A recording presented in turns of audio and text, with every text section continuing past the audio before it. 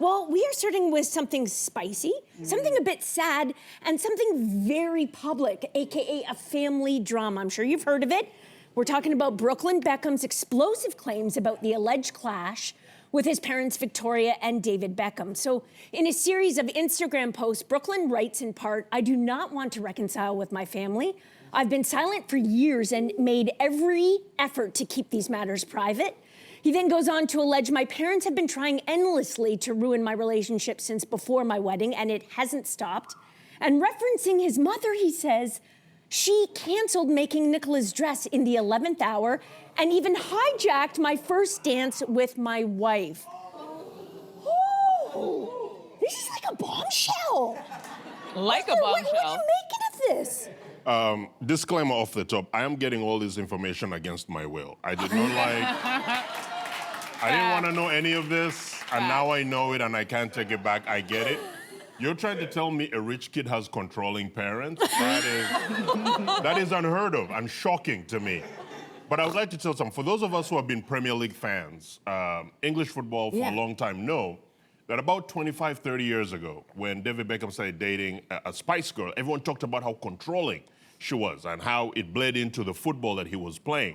And I would like to explain to Brooklyn something. You have a mom who got famous for singing when she can't sing. And you have a dad who was kind of like an okay footballer, became one of the best known footballers in the world. You know how they did that? By controlling the narrative. You think they're going to stop now, okay? Appreciate it. You have millions of Instagram followers, and we don't even know what you do, okay? And so here's the thing. Most of you in this room don't even know Victoria's maiden name. That's how hard she's worked to build this brand. Most of you know her as Victoria Beckham, which has only been for her adult life. If anyone in this room knows her maiden name, good for you. You're a hardcore Spice Girls fan. The rest of us, yeah, you're right, have been taught who she is, and so I am on Victoria's side. I built this before Instagram and TikTok, and you're trying to take that away? Absolutely not. So you're on her side? 100%. Okay. Fascinating. Yes. You know what what? an interesting Yes. take. That's a take that I don't think anybody, we were all like gobsmacked. We're all like, oh, we didn't think about it that way. You know what, my take on it, because here's the deal. I know everybody has a messy family, regardless of what our situations are. And I know you don't know what you don't know. So I'm not gonna chime in on who's right and whose side. I'm not taking a side. But I will say this to Brooklyn. Congratulations. You wanted to hurt your parents and you did it. You really did it. But let's talk about all the other things that you've unlocked. You've also hurt your brothers, your sister, your grandparents on both sides, your aunts, your uncles, your godparents, and everybody who's part of your parents' very controlling community. You have fractured them, and some of them are gonna choose a side, and that's also gonna fracture that community, and that's something that you've also done. You've also, for the rest of your life, anything that you do, cooking, photography, any of those things, anytime you do a podcast, any interview, this is gonna come up because of your actions. They're always gonna tie it back to this. And the third thing, and something maybe he's not thinking about because he's only 3 years into his marriage, you're 26, you got married in 2022. You're in the infancy part of your marriage, and you put a lot of weight on that marriage, because now it's just you and her. Family. But isn't you have severed ties with your entire community. So if anything goes wrong in that relationship, which by the way, people will be watching. Yeah, I'm not saying it will, but people will be watching if there's even a little like semblance of you guys not getting along. And the first thing they will bring up is that you severed ties with your entire family for her, and now that's not working out. So congratulations, kid. Hope you know what you're doing. Hope you know what you're doing. Is it just me, or does this not reek also of like Harry and Meghan vibes, right? Except in that case, it's like that was the royal family. They were born into it. They didn't have any choice. I think what Brooklyn is pointing out is that they had a choice. And so his case, his take is that he was, put out repeatedly as he was growing up, that they were making money off photos of him from infancy, that he never got really a chance to kind of be on his own. So he says in that long thing that you didn't want to read that we're going to tell people more about, is that my family values public promotion and endorsements above all else. Brand Beckham, to your point, comes first. Family love is decided by how much you post on social media or how quickly you drop everything to show up and pose for a family photo op.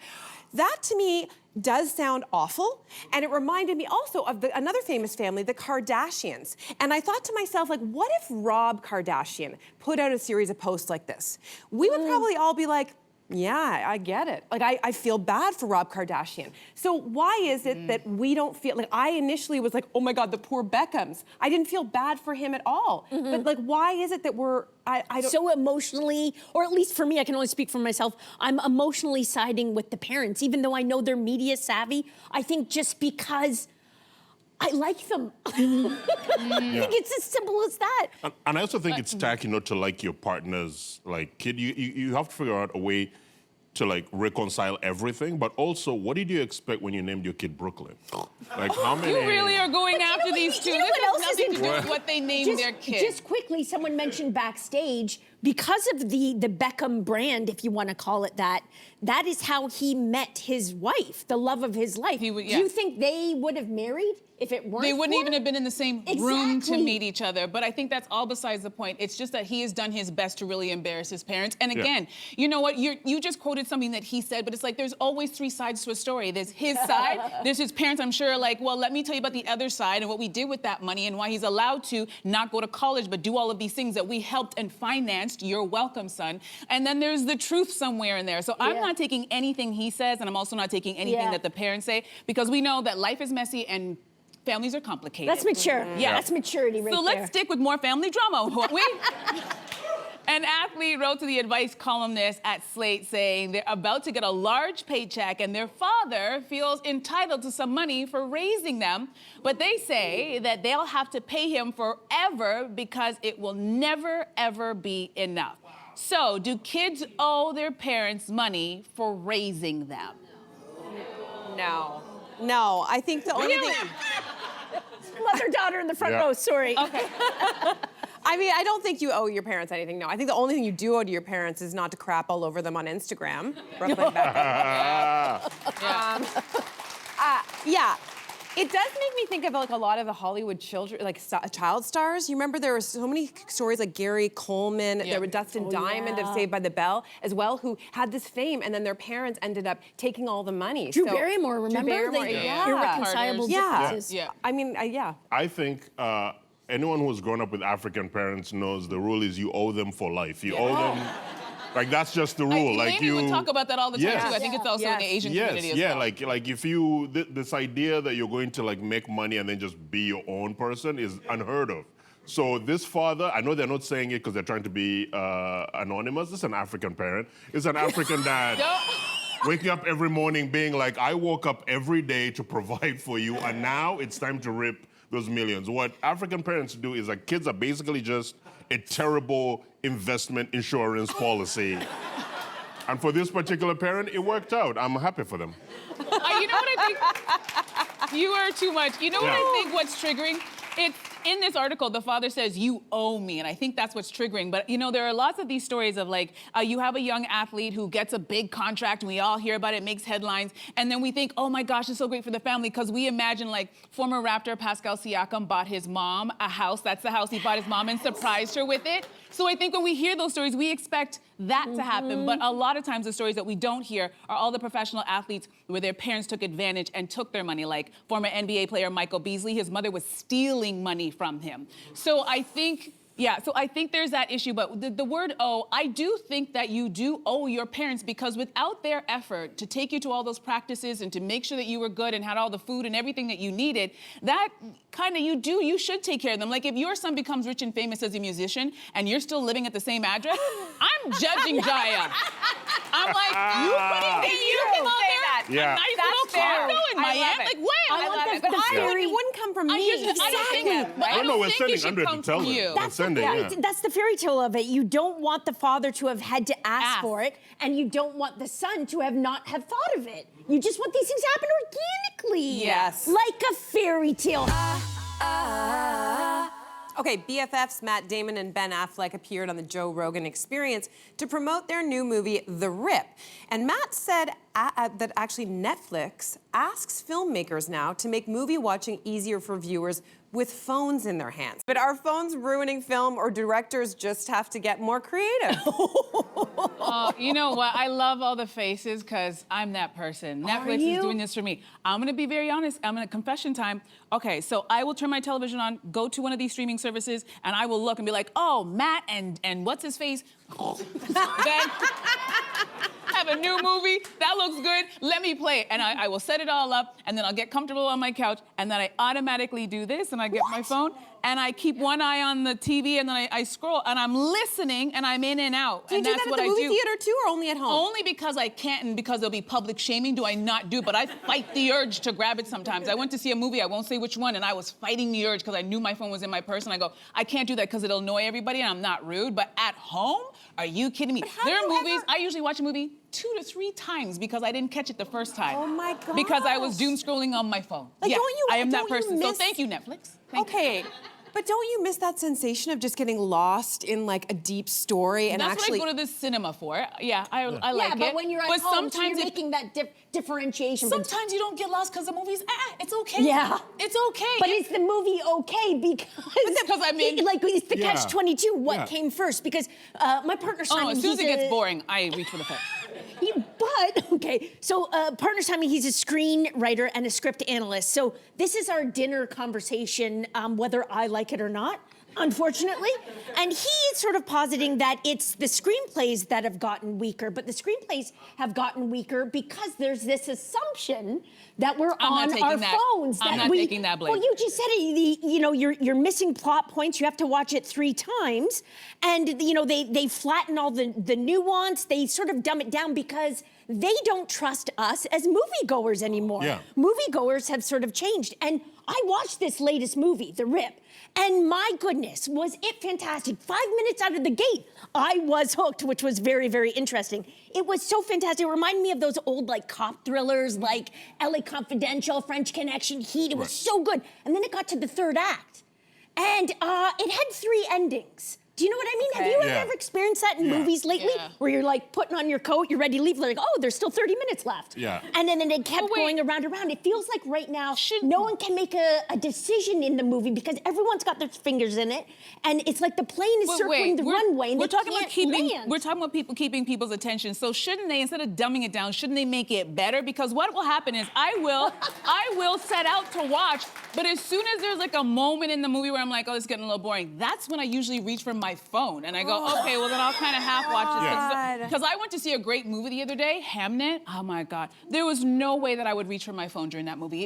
It had me from Even the if you first were at frame. home? Yeah. From the first frame, I would never. It was so good. So I'd say, don't dumb it down, make it better. Okay. So Yeah, then I mean, don't even think about reaching for my A phone. good story will always be a good story. I don't think there's any sort of creativity that's going to deal with short attention spans because I don't think we should cater to people who are on their phones when other people want to watch whatever is unfolding Nonsense. on screen. I don't think so. Yeah. And I can't think of anything more annoying than trying to watch a movie with someone who's on their phone and then them looking up and be like, what just happened? Yes. I'll throw you through a window. Yeah. What is happening? What Would do you mean? you? Like, focus on what Yeah. you're doing. And also, but here's the thing, the movie industry, like, there's TikToks, there's Instagram videos, whatever. There's content that is 5 minutes, 2 seconds, 45 seconds for people like that. The whole movie, can you imagine watching any of the classic movies that you love? Maybe you love Shawshank, maybe you love Pulp Fiction. Can you imagine them trying to tell you the plot 3 or 4 times during that my movie? God. And how, because we don't know the plots of those until they all unfold. That's Like, how do exactly you it. do that for like a classic Well, story? when they're well written, You like know. those movies you Yeah. mentioned, no one wants to reach for their phone. I'm Right. going to reiterate that. If it's really good, it holds your attention. If it gets a little weak, that's when people start reaching for their phone. I don't. Right. You know, I'm going to blame parents a little bit for this too, because if you think this is bad at your age, I you can't imagine. like the kids. I see it all the time with Jaya's friends, and we've made it a ritual in our household that we have movie nights regularly, and they're long-form movies, and a lot of times they're complicated. We recently watched True Grit, a Coen Brothers movie, and I had to pause it a couple times and be like, okay, Jaya, do you follow this? Because it was very dense Yeah. and heavy accents, like it was a lot. But we made a deal that we are not allowed to pick up our phones. We also very much discourage him from watching like YouTube videos, like these short content, because if we keep on letting our kids do this and pick up their phones, he actually called out Jason for picking up his phone during our last movie night. But if we keep on encouraging kids, they will never develop a long attention span. And the No. movie industry is done. Yeah. So it No, is that's on true. us as well. No, Yeah. that's facts. That's true. Or it's going to be 2.5 hours of explosions. That's right. And then this was the plot, That's and then not- that was the plot. That's not and even then- holding their attention, not even the explosions. Yeah. The other day, I know we're getting out of this, but the other day I was on a flight that was 5 hours long. I was sitting next to siblings. They were like 11 and 9. Those 2 kids did not lift their eyes from their phone. We had options of all kinds of movie and television shows. They didn't even touch that screen. Yeah. They looked at The new addiction. videos the entire time. That's all they did for 5 hours. And their dad was like, you guys good? Oh, and didn't say a word. So I'm boy. like, that is the future. Good luck, filmmakers. No. So it looks like Justin Trudeau and Katy Perry have taken their relationship up a notch with a little trip to the World Economic Forum. So Trudeau was in Davos speaking. Oh, sorry. One of the strongest ways of telling whether an economy is doing well or not is consumer confidence.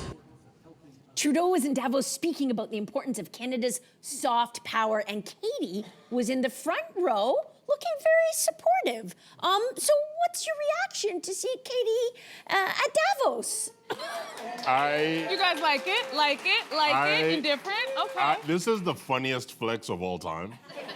This is very much divorced guy energy, which is, I'm gonna go back, it's like my high school reunion. I'm gonna go back with my hot pop star girlfriend. Yeah. Because I don't know if you know, but the Davos meetings are just a bunch of nerds Sorry, and policymakers sorry. who are out there hanging out, and all of a sudden you're gonna throw Katy Perry into the mix. No meetings are gonna happen after that. Do you understand? All these people are gonna be crowding around you. This is just being like, listen, I know you guys thought I was sad when I was divorced, but look at me coming back stronger. And also, talk about soft power. If you're truly about kind of soft power, we should abandon and sort of when they say like, okay, we're not bringing any sort of American goods of any kind, we should also not date Americans during a trade war, is what I'm saying. So if Justin Trudeau is really, truly Canadian at heart, If he's a true patriot. find a Canadian pop star. Okay. That's what I'm Nice saying. Canadian Yeah. Point. Oh Yeah. my God. Nice I did Canadian find this person. whole thing a bit cringe. I keep going back and forth. I'm like really happy for him. Yeah. And he seems to be super happy. And then I kind of like go, oh, did you need to do it that way? Because this could have been a thing where it was a little bit less out there. He's talking about soft diplomacy. And so in his speech, he referenced a date with an American girl at a rooftop bar in Montreal. Guess who it is, right? Like, she's Yeah. sitting right there, just say it. Then he went on to say, this is the story he tells, okay? She ordered a Jack and Coke, and the server kindly informed her that there was no more American alcohol, not just in that bar, but anywhere in Montreal or anywhere in this country. And this was his example that he gave, which also, to your point, is like, again, like he's dating this American girl. Yeah. It's just kind of Why a do you little think bit... it bugs it bugs me too? But why? Like, is it because she's a pop star? Was it because in one photo she was wearing sunglasses and that urged me? Is it because Davos, has this reputation of being like this powerful place where titans of industry and political leaders gather? You know what I mean? But a lot of Yeah. celebrities go there too. They do. I think that's the inconvenient truth. I've got an outdated notion of Davos. Yeah, no, she is the new Meghan Markle. You know how people they're a very polarizing couple, and people either love Meghan or they hate her. I feel like it's the same energy with Katy and Justin, where people have a very strong opinion, but if you ask them, well, why do you dislike her so much? They can't really give you a concrete answer as to what, and then they make a mountain out of something very small that she does. They're like, yeah, but she wore glasses.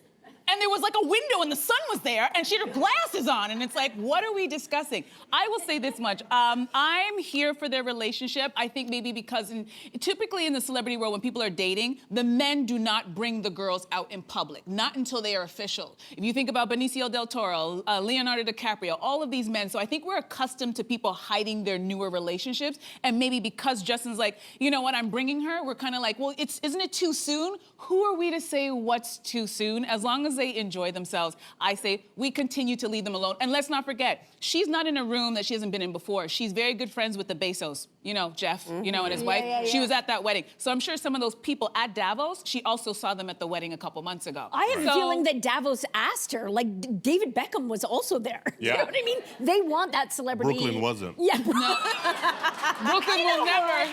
I'm going to give the last word to you, Arthur. You're just a wonderful human. Well, thank you. You know what? Thanks a lot for joining us today. Thank you for having me. Always a pleasure.